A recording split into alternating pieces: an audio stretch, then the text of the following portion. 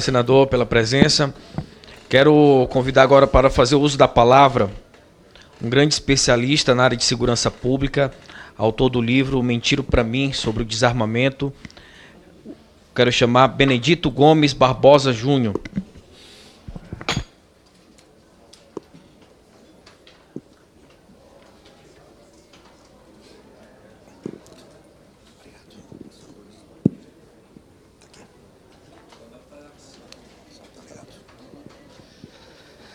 Bom dia a todos. Gostaria de agradecer ao convite feito pelo capitão, por outros deputados, para poder aqui debater um assunto que nunca deixa de ser debatido. Não é a primeira vez que eu participo de uma audiência pública, isso se repete desde os anos 2000, com a diferença que lá em 2003, 2004, nós éramos a minoria. Na realidade, éramos uma maioria silenciosa, com medo de se expressar, com medo de mostrar a cara. Hoje não. Tínhamos aqui nessa casa apenas 8 deputados que nos apoiavam e que mostravam esse apoio. E muitos anos depois, com muito trabalho, com muito debate, vindo aqui várias vezes como minoria absoluta, vindo aqui para apanhar, retoricamente falando, claro, a gente conseguiu reverter esse quadro e mudar de forma bastante promissora. Eu vou, 15 minutos, claro, é muito pouco para um tema tão complexo, então eu vou me ater ao decreto que está em discussão e alguns pontos específicos desse decreto, exatamente para respeitar o tempo e os outros componentes da mesa que assim o fizeram. Então, vamos lá. Os pontos que eu vou abordar primeiro, esse decreto tem, sim, apoio popular, diferente do que é dito. O desarmamento fracassou no Brasil como política de segurança pública. A proteção é realmente função única e exclusiva do Estado. A restrição de calibres não é técnica. Os menores no tiro esportivo. Não está se criando uma cultura de armas no Brasil, diferente do que é dito. E a liberação do porte para muitas categorias. Primeiro, o apoio popular ao direito de defesa do cidadão. Tivemos, inequivocamente, em 2005, um referendo onde mais de 59 milhões de pessoas disseram não à proibição da venda legal de armas de fogo no Brasil. Portanto, disseram não, mesmo que indiretamente, ao desarmamento dessa mesma população. Ou seria um contrassenso você dizer, não, eu aceito que a população compre uma arma de fogo legalmente, mas eu quero proibir que essa população tenha acesso às armas de fogo. Não faz o menor sentido. Lembrando que essa votação, até hoje, não foi batido por nenhum presidente da República eleito democraticamente no Brasil. Nem por Lula, nem por Bolsonaro, nem por Dilma, por ninguém. Foi a maior votação, a votação histórica. Se fosse um candidato, ele bateria todos os outros candidatos que foram eleitos a presidente no Brasil. O projeto 3722, está aqui o autor, o deputado Rogério Peninha, ele foi historicamente o mais apoiado nessa casa. Correto, deputado? O mais, historicamente, foi o que mais recebeu apoio popular.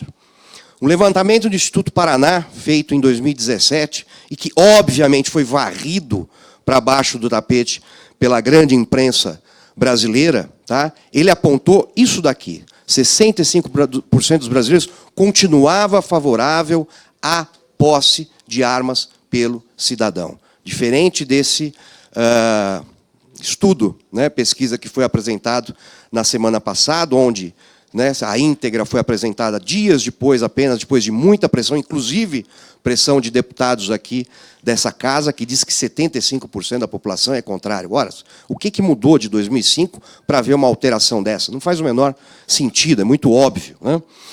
E a eleição do próprio presidente Jair Bolsonaro, que veio com uma proposta, entre aspas, pró-arma ou pró-legítima defesa. Então, o apoio popular a esse tipo de projeto, a esse tipo de decreto, é inequívoco. Claro, ninguém está dizendo aqui que não há contraditório, que não há pessoas que não apoiam, ele não é total, mas é majoritário e eu não tenho a menor dúvida sobre isso. O fracasso do desarmamento no Brasil ele é muito bem exemplificado por esse quadro. Olha aqui, em amarelinho, homicídios por outros meios. Em azul, homicídios por armas de fogo. Desde 1980 até 2017. Os homicídios cometidos com o uso de armas de fogo, e não por armas de fogo, porque arma não mata ninguém, da mesma forma que arma não assalta, né? Da mesma forma que caneta não escreve errado, né? Os homicídios cometidos com armas de fogo continuaram subindo independente do Estatuto. O que mostra que os criminosos, porque são esses que se cometem os homicídios, continuaram tendo acesso a armamento. Por quê? Porque o criminoso nunca dependeu e nunca vai depender do mercado legal para se abastecer. Ele vai dar um jeito. Ao mesmo tempo, olha só, praticamente estabilizou o número de homicídios por outros meios. Ué, mas o Estatuto do Desarmamento fez efeito contra tudo, menos contra as armas de fogo. Um óbvio fracasso dessa legislação restritiva. Proteção é função do Estado, isso é o que a gente mais ouve. O presidente Bolsonaro jogou no colo da população a arma de fogo e disse, se vira, vai se proteger. Isso é uma mentira, isso é uma bobagem. Tá? Não cabe ao Estado prover segurança individual a cada brasileiro, 24 horas por dia. E todas as sentenças dos nossos tribunais vão exatamente nesse sentido. Olha lá, tem o Estado a obrigação constitucional de prestar segurança pública, policiamento ostensivo e preventivo. Impossível, todavia, ação preventiva em particular a cada cidadão e sua família em todos os locais e circunstâncias da vida. Tanto seria exigir que os agentes estatais estivessem presentes em todos os lugares ao mesmo tempo. Isso é uma das decisões, tá, dos tribunais de justiça, essa é da 10ª Câmara Civil do Tribunal de Justiça do Rio Grande do Sul. Ou seja, ele está dizendo, o Estado não pode proteger individualmente cada um. Isso é o mais óbvio de tudo. Portanto, como pode obrigar esse Estado ao brasileiro a dizer, não, você tem que abrir mão do seu direito de defesa? Só por aí essa discussão já deveria acabar. Não existe isso. Restrição de calibre. Tá? Nunca houve no Brasil uma discussão técnica sobre a questão dos calibres liberados, ditos restritos ou não restritos.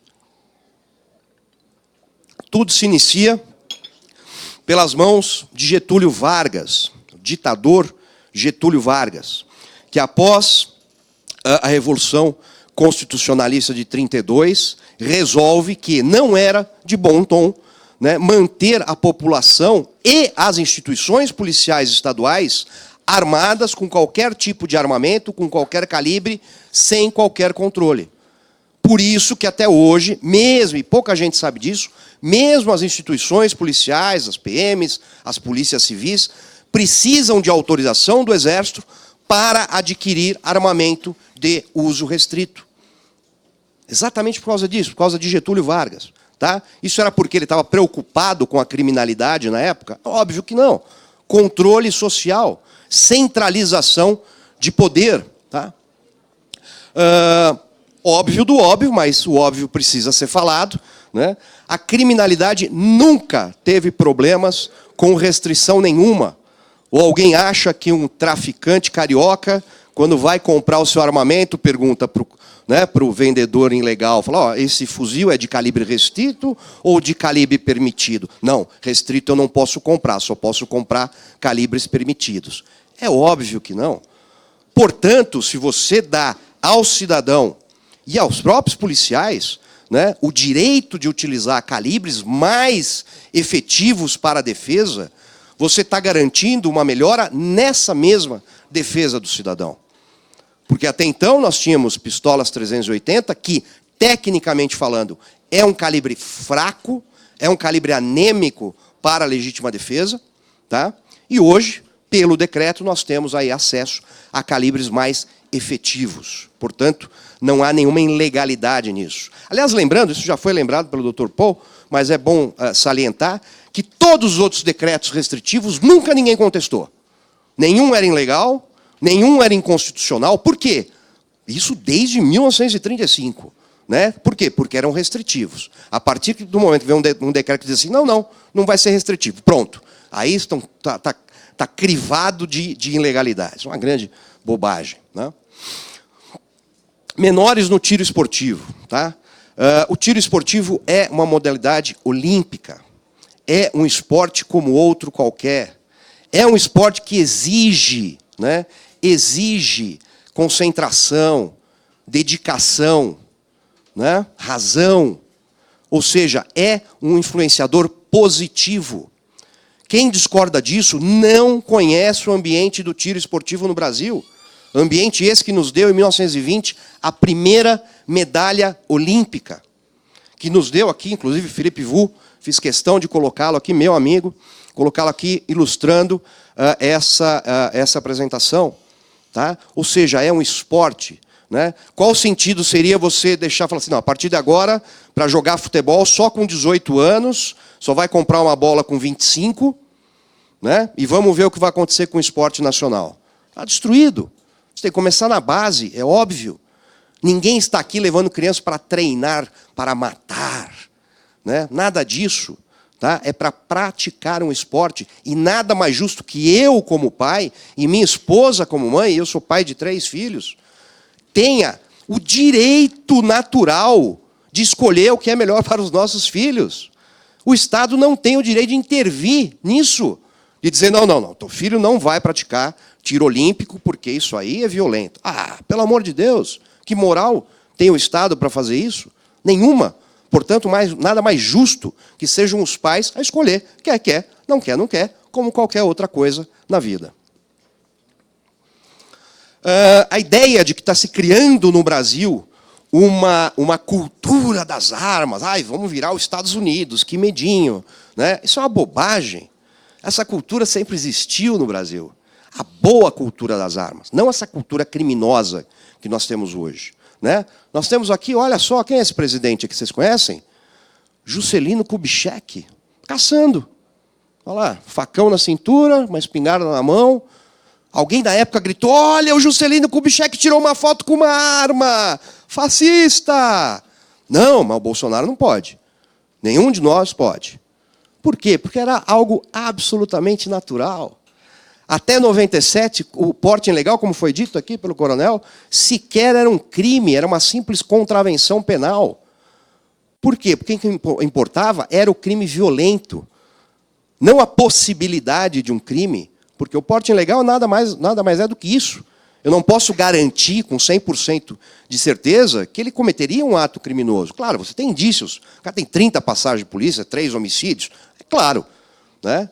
Mas como é que eu posso garantir que aquilo aconteceria? Eu não posso. Né? Não há uma máquina para ler o futuro das pessoas. Né? E a cultura desarmamentista, essa sim, a tal cultura da paz, né? Essa sim foi implantada no Brasil de uma forma arbitrária e artificial. Nunca foi escolha da população abrir mão do seu instrumento de defesa. Saiam dos grandes centros. Saiam de Brasília, saiam de São Paulo, saiam do Rio de Janeiro, vão para o interior. Vejam lá que cada casa vai ter uma espingarda. Ilegal. Ilegal. Por quê? Porque o brasileiro foi impedido de ficar na legalidade. A verdade é essa. Armas com 30, 40, 50, 80 anos, que nunca foram utilizadas para o cometimento de um crime. Nós chegamos a ter 8 milhões, 9 milhões de armas registradas. Quantas dessas armas foram utilizadas em crimes? Uma ínfima porcentagem, ou seriam milhões de assassinatos em vez de milhares de assassinatos. Inclusive, quem assume essa tese é a própria ONU, né, num estudo sobre homicídios globais de 2011. Que ela afirma isso. A maioria das pessoas que têm uma arma não cometem crimes. Simples assim, e vai continuar. E aquelas que cometem crime? Cadeia. É simples, é muito simples. É irritantemente simples. E se complica tanto. O porte de armas, houve uma liberação geral, porque se você ler o jornal, né, lesse o jornal quando saiu o decreto, era o liberou total. O caminhoneiro ia chegar, pôr a arma na cintura, pegar o caminhão e sair pela estrada. Isso é mentira, isso é uma bobagem. Ninguém criou porte funcional, ninguém deu direito automático ao porte de armas. todas as categorias são obrigadas a passar por todos os critérios da lei antes de requerer o porte de armas e só então, eventualmente, portar essa arma de fogo. Portanto, não é verdadeiro. Eu sou contrário à categorização, porque eu acho que todos temos direito. Porém, essa categorização vai trazer uma coisa muito interessante. Instrumentos de medições. Nós vamos poder medir, por exemplo, dos caminhoneiros, quanto entraram com a requisição de porte?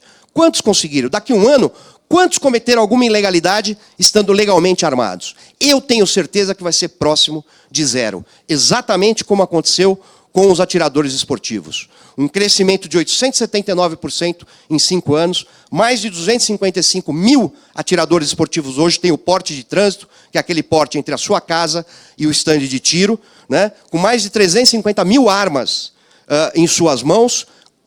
Qual o número de ocorrências envolvendo atiradores esportivos legalmente armados, ocorrências graves é ótimo, graves, nesses últimos 2 anos, depois de 2017? Zero. Zero. E o que houve quando liberaram esse porte? Gritaria, histeria, vai sair tiroteio, bang, bang, vizinho matando vizinho, fechou o carro, vai dar tiro. Mentira, simplesmente não aconteceu, só gritaria. Hoje, esse debate se pauta naqueles que defendem o desarmamento com, única e exclusivamente, histeria. E, para encerrar, o que a gente tem é sempre restrições, restrições, restrições. Está na hora da gente começar a pautar a nossa vida pela liberdade, dar uma chance de liberdade. Acreditar na população, acreditar naqueles que colocaram todos os senhores aqui nessa casa para nos representar. Muito obrigado.